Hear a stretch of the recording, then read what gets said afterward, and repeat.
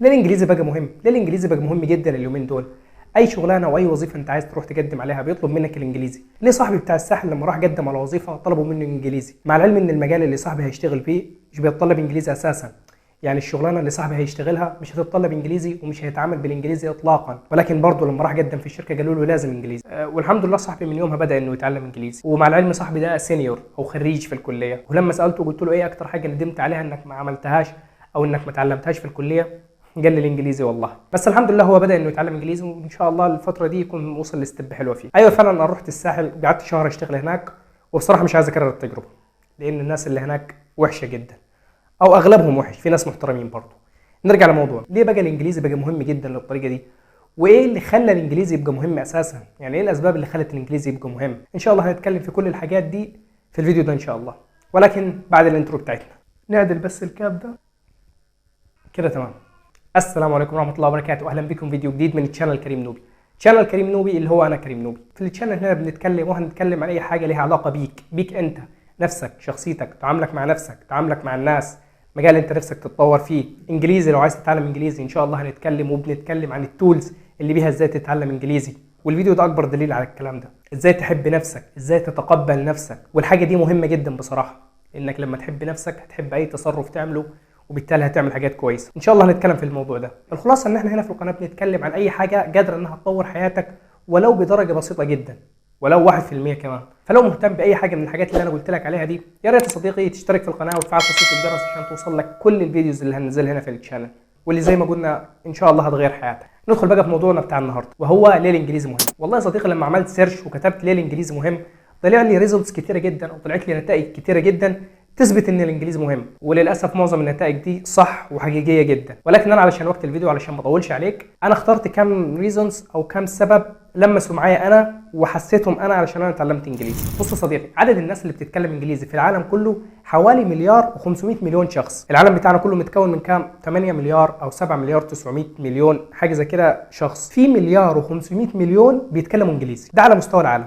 ولكن اللي اللغه الام بتاعتهم او الناس اللي اتولدوا باللغه الانجليزي حوالي 500 مليون شخص. فتخيل بقى كميه الحاجات اللي انت ممكن تعرفها او ممكن تتعلمها، وثقافات ممكن تدخل عليها لو اتعلمت انجليزي. كتير كتير جدا. ثاني سبب، يعتبر الانجليزي اللغه الرسميه في كل الشركات العالميه. يعني اي شركه او اي مؤسسه عالميه على مستوى العالم اللغه الانجليزيه هي اللغه الام بتاعتهم، او هي اللغه اللي بيتواصلوا بيها في الشركه سواء اوفلاين او اونلاين. يعني جوه الشركه بيتعاملوا بالانجليزي. ثالث سبب، عدد الدول المتحدثه باللغه الانجليزيه تعتبر 53 دوله من اصل 193 دوله. معلومه كده على السريع، العالم كله فيه 193 دوله، في بقى 53 دوله بتتكلم اللغه الانجليزي، وال 53 دوله دول اللغه الام بتاعتهم انجليزي، ولكن برضه في دول ثانيه بتتكلم انجليزي كلغه ثاني غير اللغه الام بتاعتهم. السبب الثالث برضه ان لو حضرتك او حضرتك شغاله في شركه اوريدي، او انك شغاله في شغلانه حاليا، لو اتعلمت انجليزي بتعزز موقفك في الشركه اللي انت موجود فيها، كرواتب اعلى، بتاخد بوزيشنز او مواقف في الشركه عاليه. وبرضه لو الشركه اللي انت شغال فيها في بلد عربيه يعني ما بتتكلمش الانجليزي اساسا، فزي ما قلت لك بالانجليزي انت بتعزز الموقف بتاعك بالشركه. بتدخل في كذا حاجه انها بتعزز الموقف بتاعك، بتروح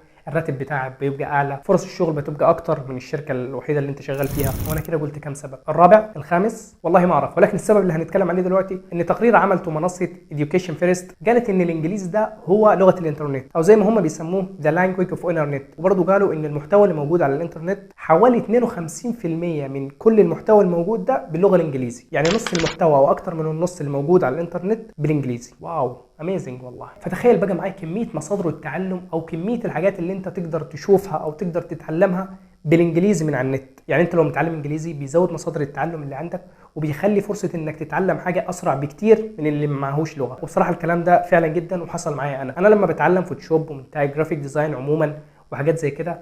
الانجليزي بصراحه مصدر تعلم حلو جدا، لانه بيدخلني على اكتر من مصدر وحاجات كتيره جدا، وناس بصراحه عمالقه في المجال اللي انا بتعلمه. بصراحه الانجليزي ساعدني جدا في البوينت دي. يعني هقول لك مثال خفيف جدا، انت لو متعلم انجليزي، لو عايز تتعلم فوتوشوب مثلا، انت بدل ما تتعلم واحد عربي، مع احترامي الكامل لكل الناس العرب ودول فوق راسي وهنتكلم على السبب ده بعدين، بس بدل ما تتعلم من واحد عربي انت ممكن تتعلم من اللي صنع الفوتوشوب بنفسه.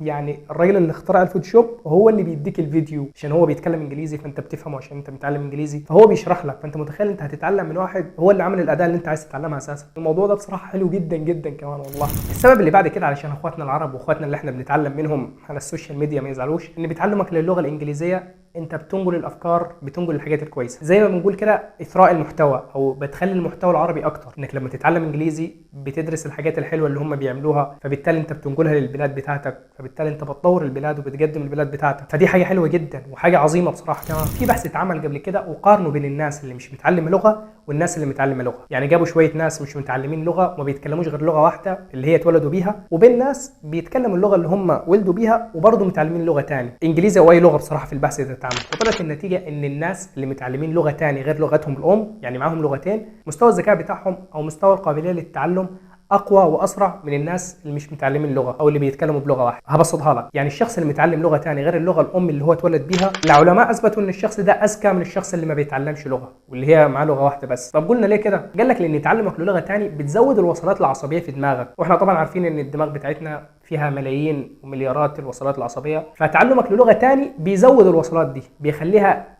ازيد من الشخص اللي مش متعلم، الشخص اللي مش متعلم لغه ثانيه قصدي. والله ودي حاجه حلوه جدا بصراحه. والله بسبب الموضوع ده انا فعلا قريت حاجه قبل كده عن الموضوع ده، انا بصراحه مش متذكرها تحديدا، ولكن هي كانت بتقول ان تعلمك للغه ثانيه بتخليك تعيش عالم ثاني او بتزود ليك عالم ثاني عن العالم بتاعك، لان انت لما تتعلم لغه ثانيه هتسمع بيها وتتكلم بيها وتتعامل برضو مع ناس غير العالم بتاعك، فبالتالي انت هتتعلم من العالم بتاعهم. فالموضوع ده حلو، الموضوع ده حلو جدا. فيلا عشان تزود عالم من العالم بتاعك، اطلع من العالم بتاعك وروح عالم تاني. انا قلت اسباب كتيره جدا بس خلاص هو سبب سببين وهنخلص. لو حضرتك في بدايه عمرك او في منتصف العمر برضه مش هتفرق خالص، ونفسك تسافر، نفسك تشوف العالم، نفسك تشوف الدنيا، فابشر يا صديقي، بتعلمك للانجليزي بيزود مصادر انك تتعلم وتدرس بره، لان في امتحان او في اختبار بيسموه الايلتس او التويفل. الاختبار ده الخلاصه بتاعته بتثبت ان انت بتجيد اللغه الانجليزيه او بتثبت ان انت بتعرف تتكلم انجليزي. الشهاده دي مهمه جدا، والشهاده دي بصراحه بتعزز الموقف بتاعك لو انت بتقدم انك تدرس بره. يعني لو حضرتك عايز تدرس بره او عايز تشوف العالم بره بالشهاده بتاعه الايلتس او التويفل دي، لان تقريبا ما ينفعش تاخدهم مع بعض، فانت لو خدت الشهاده دي فموقفك في انك تسافر بره او انك تدرس بره او انك برضو تشوف العالم بره بتبقى كبيره جدا. وكلامي بيني ما بينك، حتى لو انت مش عايز تسافر بره، لو معاك شهاده الايلتس او التويفل، فرص عملك في البلد اللي انت موجود فيها ايا كانت البلد اللي انت موجود فيها بتزيد جدا. الشهاده دي عظيمه، الشهاده دي عظيمه جدا كمان، والحمد لله انا مش معايا.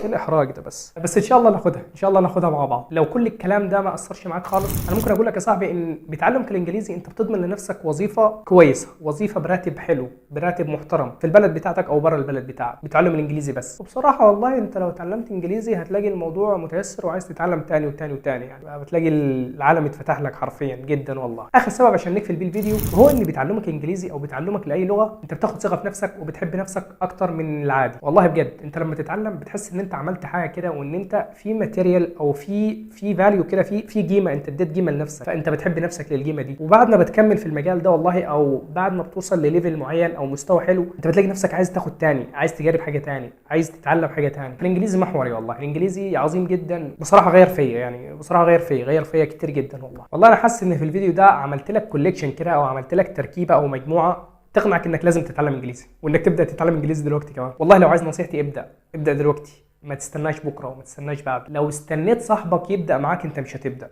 حصلت معايا انا شخصيا، كنت مستني واحد صاحبي نبدا مع بعض، وصاحبي ده قال لي لا يا عمي ومش وقته ومعانا حاجات ثانيه ومش عارف ايه. انا بدات، هو ما بداش. والله هو حاليا دلوقتي بيقول لي يا ريتني بدات زيك والكلام ده. فما تستناش. ولو رحت قلت لصاحبك يلا يا صاحبي نبدا نتعلم انجليزي وقال لك لا مش وقته واصبر السنه الجايه والكلام ده، فكك منه ده وما تصاحبوش، وابدا مع نفسك. وبعد ما تعدي الفتره بتاعت التعلم او انك توصل لليفل حلو في الانجليزي، والله هو ده صاحبك نفسه هيقول لك يا ريتني، وهيقول لك علمني وانت ازاي اتعلمت والكلام ده. ففكك، ولو ما لقيتش حد انك تبدا معاه، ابدا مع نفسك.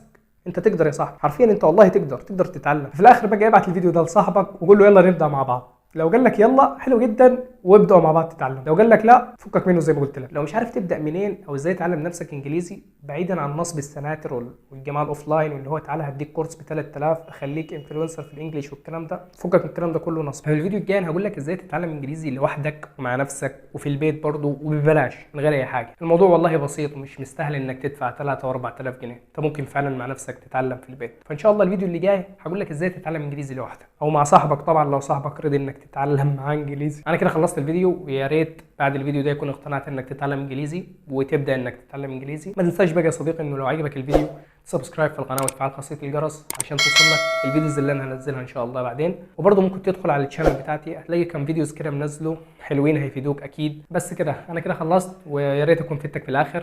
ده اهم حاجه بالنسبه لي بصراحه. الاخر thank you very much for watching and see you soon يا برو.